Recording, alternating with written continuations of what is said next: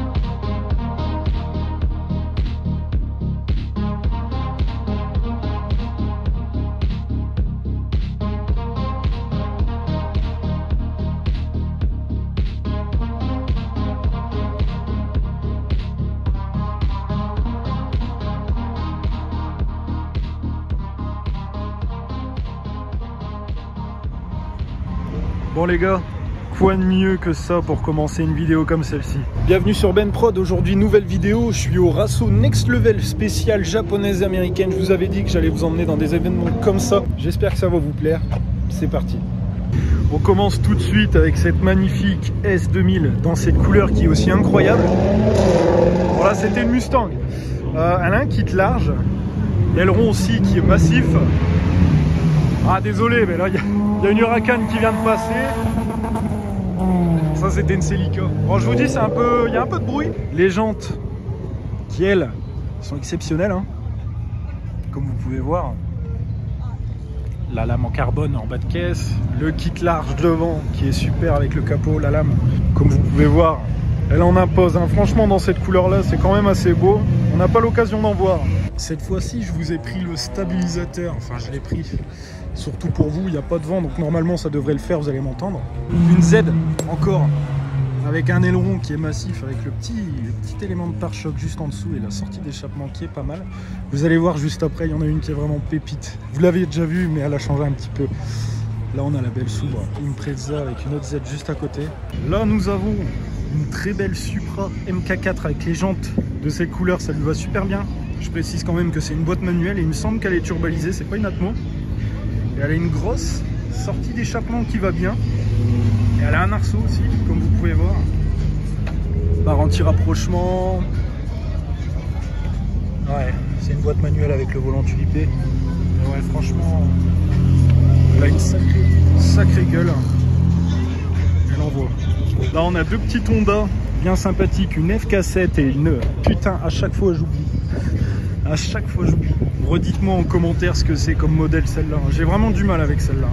300 ZX qui est déjà venu au JDM Meet de l'année dernière. Malheureusement, je vous ai pas fait de vidéo. Volant à gauche, c'est une boîte auto. Les jantes. Voilà, vraiment une sacrée gueule. Cette caisse, c'est dingue. C'est dingue. Bon, là ici, vous avez une prélude première gêne. Je vous ai filmé une prélude deuxième gêne il n'y a pas si longtemps que ça. Bon, la semaine dernière, je ne sais pas si vous avez vu la vidéo, je vous mettrai peut-être le lien en description. Comme vous pouvez voir, il y a le petit sticker du JDM Meet. Et c'est sympa aussi. Franchement, ça a de la gueule. C'est beaucoup plus petit que les nouvelles, mais c'est toujours sympa. On a quelque chose que j'avais vraiment envie de vous montrer. Un Honda Odyssey.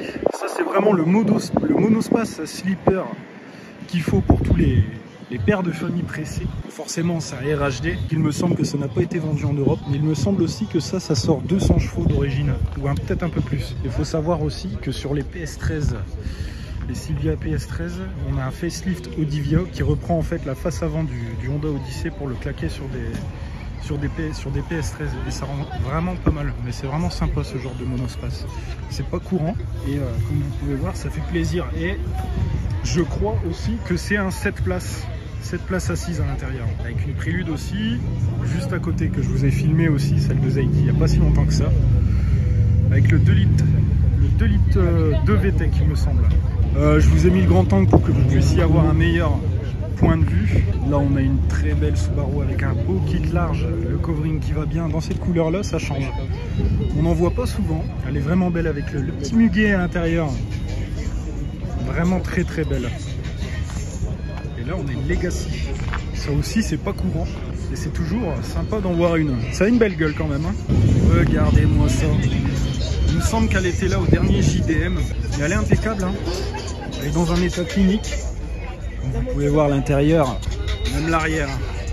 C'est vraiment une belle caisse. Hein. Bon, en tout cas, j'espère que vous allez m'entendre parce que là, je vais me rapprocher de la zone où il y a de la musique. Donc, je vais faire en sorte de ne pas me faire strike comme d'habitude. Avec cette magnifique sub aussi, en noir. Là, on a une autre config de sub aussi, qui est très sympathique.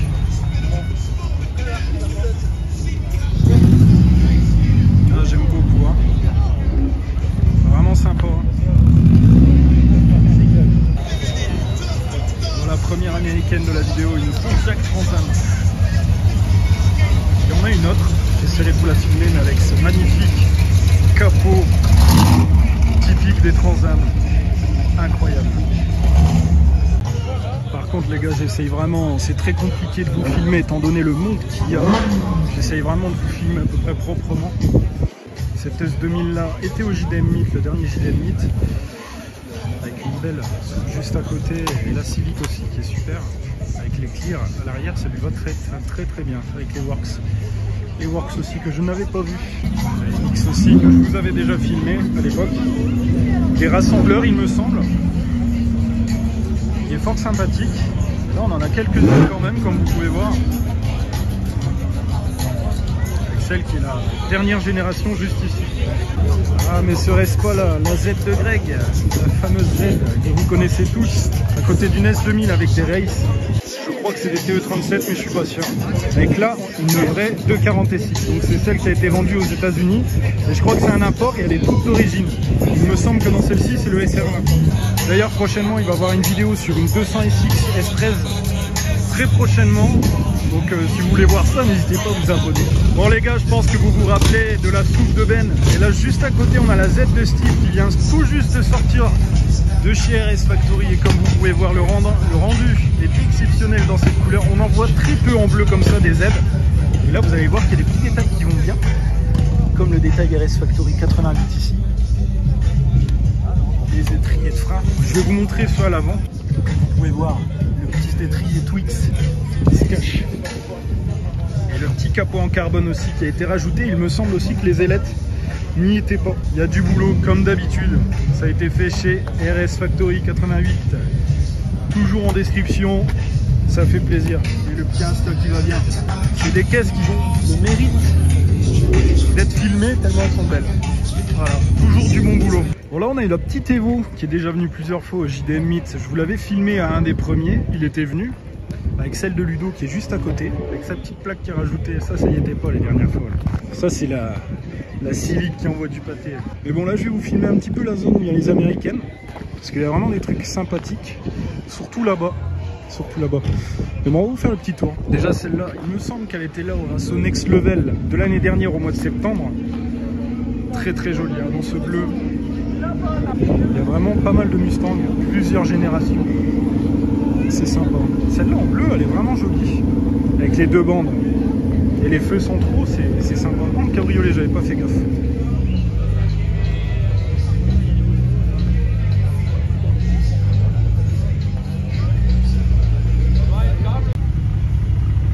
J'ai pas eu le temps de vous filmer ça juste avant, mais regardez-moi ça. Une petite CTS.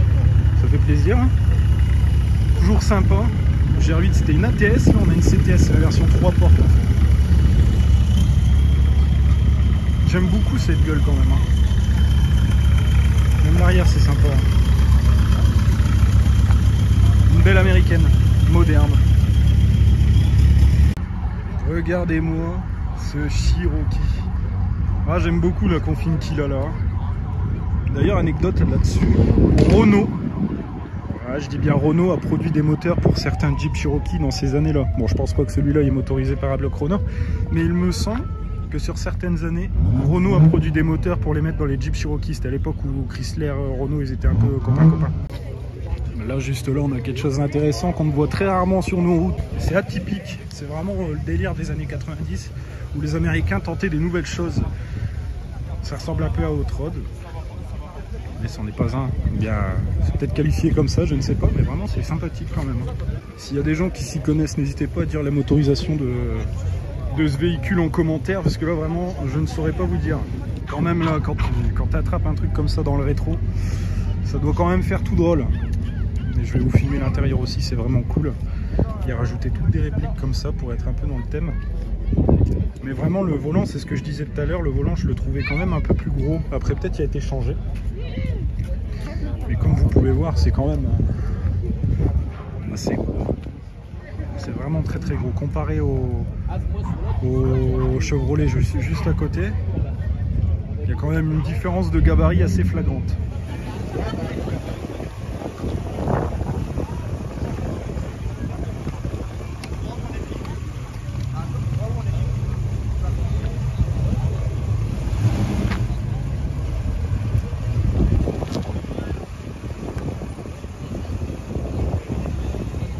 Regardez-moi cette Datsun. Ah là là, elle est incroyable, hein. En gris comme ça, c'est vraiment sympa. Ah, du coup, voilà, c'est ça un Crossfire, je crois. Ce que je disais juste avant. Je crois que c'est ça. Dites-moi en commentaire si je dis de la merde comme d'habitude, mais il me semble que c'est ça. Hein. Regardez-moi ça avec la double sortie en verticale. Elle est vraiment belle, hein. Elle est vraiment belle. Et je vais passer un petit peu ici. Je vous avais pas filmé ça, alors je saurais pas vous dire si c'est une réplique ou une vraie. Mais elle est quand même incroyable, hein, dans cette couleur, la plaque California, les bandes à l'intérieur aussi qui est très vintage. Elle est belle, hein. Je vais essayer de vous montrer la face avant. Juste devant, on a une Eleanor aussi. Je vous avais déjà filmé au GR8. Enfin, je sais pas si c'est celle-là, mais elle est tout aussi belle. Regardez-moi ça. Cette prise d'air sur le capot, c'est énorme. Avec le beau trot juste à côté qui l'accompagne. Vraiment des choses sympas, hein, comme celui juste là. Voilà, comme vous pouvez voir, une Camaro noire cabriolet. C'est pas souvent qu'on en voit. Hein. Et là, on en a une deuxième juste derrière qui suit en blanc comme ça, c'est fort sympathique. Et la petite MX Biton. Par contre les gars, j'ai enlevé le stab, je sais pas si vous allez voir que je tremble ou pas. Là on a une belle Challenger. Regardez-moi ça, comment c'est beau. C'est magnifique. Bon les gars, là c'est super parce que je peux enfin vous filmer cette 32 GTR que j'essaye depuis malheureusement 2 heures. Parce que c'est vrai que c'est un peu compliqué qu'il y ait un peu de monde. Et comme vous pouvez voir dans un Bordeaux comme ça toute d'origine, c'est quand même assez rare d'en voir. J'espère que je vais pas me faire strike avec la musique parce que sinon ce sera encore la surprise. Et vous allez voir que vraiment l'intérieur, les sièges Recaro, tout ça, elle est vraiment dans un état clinique. Hein. Franchement, je saurais pas vous dire elle est de quel grade. Je vais essayer de vous filmer l'arrière vite fait. Histoire que vous ayez un petit coup d'œil. Elle est vraiment d'origine et ça fait plaisir. C'est quand même pas courant.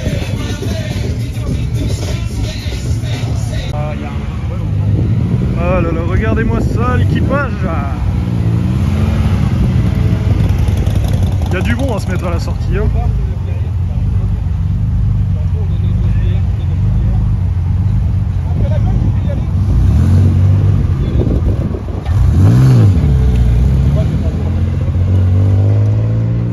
Je vous avais pas filmé tout à l'heure cette Z en jaune qui est plutôt belle dans cette couleur. J'aime bien, c'est sympa. On n'en voit pas souvent. On n'en voit pas souvent.